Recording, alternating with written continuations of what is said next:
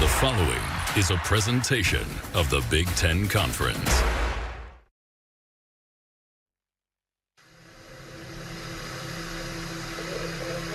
This game, this rivalry, predates the television. It predates the radio. One of the greatest rivalries ever. Games like this are what you remember. Intercepted!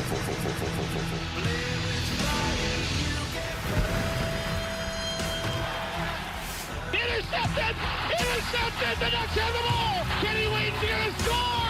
Kenny Wayne is going to score! Going deep, they want to go to Patrick. He's there! Touchdown, Oregon! He made the catch! Patrick Johnson, unbelievable! Penix goes for the end zone. Touchdown, Washington! It's pandemonium in Husky Stadium!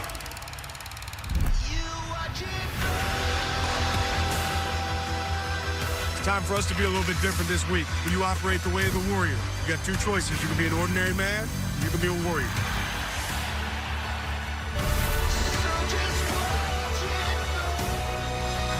How much energy, how much enthusiasm, how much passion we play with, that's on you. Hey, let's go!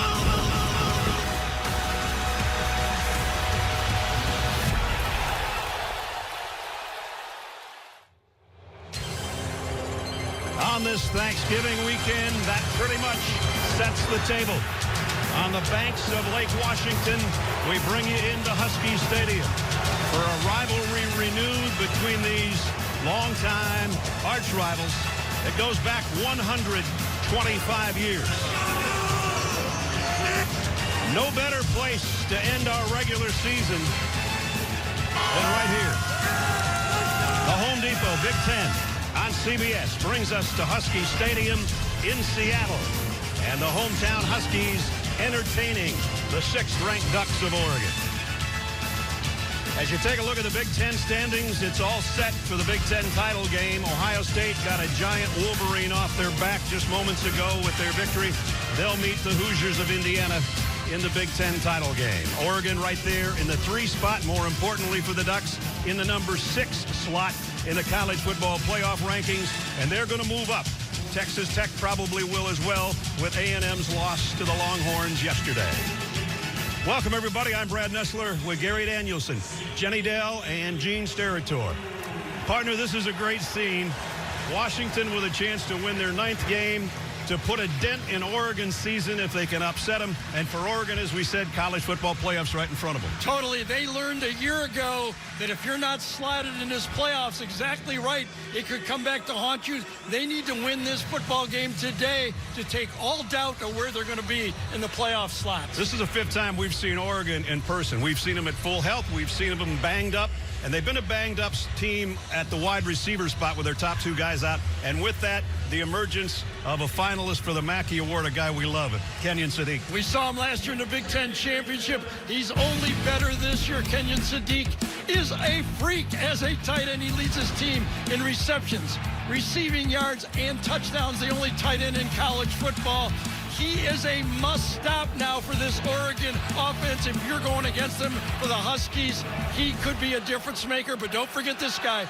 This Oregon team runs the ball tough because Noah Winnington has emerged as a tough runner. His last 5 games, he's averaged over 100 yards per game and 7.5 yards a carry.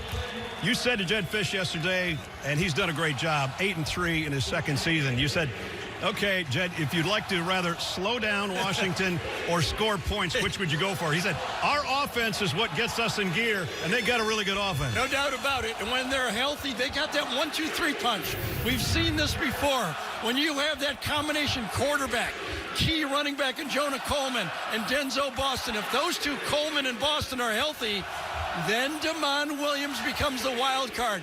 And I'll say right now, for Washington to beat this Oregon team, Damon has to have his A game for them to have a chance to win. Well, we're going to find out. Before we kick it, though, we check in. 3rd member of our team, as always, Jenny Dell. Jenny? Well, Brad, everyone in this entire stadium knows the outcome of the Ohio State-Michigan game. The Buckeyes won, except there's still one person that's still in the dark, and that is Dan Lanning. Lanning told me pregame that he does not want to know the result, even though the Buckeyes win ended Oregon's Big Ten title hopes.